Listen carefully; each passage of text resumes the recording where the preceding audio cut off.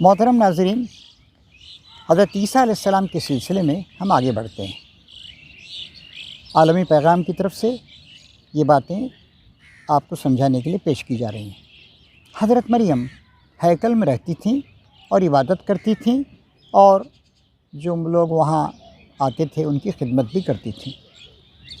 پھر اس کے بعد ایسا ہوا کہ فرشتوں نے آ کر ان سے کہا، اے مریم، اللہ نے تجھے برگزیدہ کیا ہے اور پاکیزگی عطا کی ہے، اور تمام دنیا کی عورتوں پر تجھ کو ترجیح دے کر اپنی خدمت کے لیے چن لیا ہے، یعنی اس کے دین کے لیے۔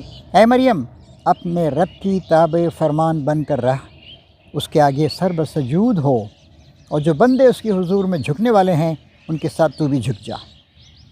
تو حضرت مریم اس طریقے سے ہیکل میں رہتی اور عبادت میں مصروف رہتی۔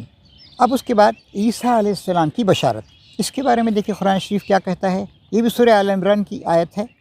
اور جب فرشتوں نے کہا، اے مریم، اللہ تجھے اپنے ایک فرمان کی خوشخبری دیتا ہے، اس کا نام مسیح عیسیٰ ابن مریم ہوگا، وہ دنیا اور آخرت میں معزز ہوگا، اللہ کے مقرب بندوں میں شمار کیا جائے گا، لوگوں سے گہوارے میں بھی کلام کرے گا، اور بڑی عمر کو پہنچ کر بھی، اور وہ ایک مرد صالح ہوگا۔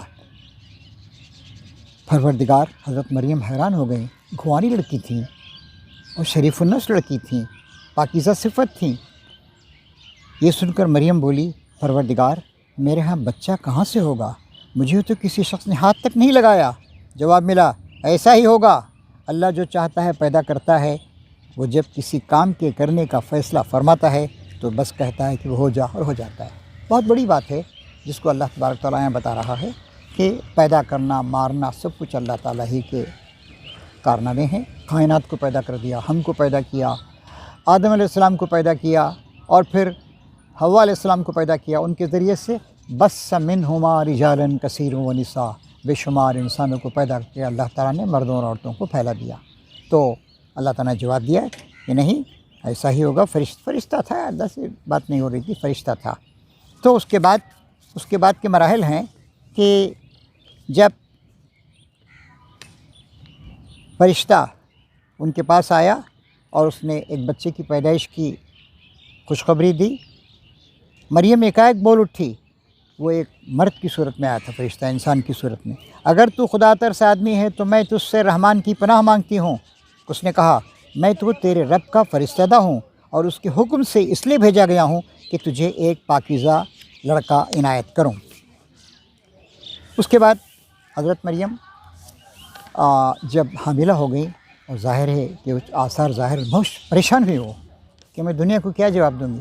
ایک بات یاد رکھنے کی محترم ناظرین، وہ یہ ہے کہ اللہ تعالیٰ حضرت عیسیٰ علیہ السلام کو ایک معجزے کے طور پر دنیا میں پیش کرنا چاہتا تھا، اور یہی ہے جس کی وجہ سے لوگوں کو غلط فہمی ہوئی، اور نعوذ باللہ عیسیٰ علیہ السلام کو خدا کا بیٹا بنا لیا۔ اس کے جواب میں اللہ تعالیٰ قرآن شریف میں فرماتا ہے کہ عیسیٰ کی مثال اللہ تعالیٰ کے نزدیک آدم جیسی ہے۔ عیسیٰ علیہ السلام تو بغیر باپ کے پیدا ہوئے تھے، صرف ماں کے پیٹ سے، لیکن آدم علیہ السلام باپ بھی نہیں تھے، ماں بھی نہیں تھی ان کی۔ تو اللہ تعالیٰ جو چاہتا ہے پیدا کرتا ہے، اللہ تعالیٰ کا جواب ہے۔ تو انشاءاللہ اگلے ایپیسوڈ میں ہم عیسیٰ علیہ السلام کی معجزانہ پیدائش کے بعد ان کی والد محترمہ حضرت مریم جب قوم کے سامنے ان کو لے کر گئیں تو قوم کس طریقے سے حیرت اور استعجاب کا شکار ہو گئی، اور کچھ لوگوں کی زبانیں بری باتیں بھی کہنے لگی۔ انشاءاللہ اس کا ذکر ہم کریں گے۔ شکریہ، جزاک اللہ۔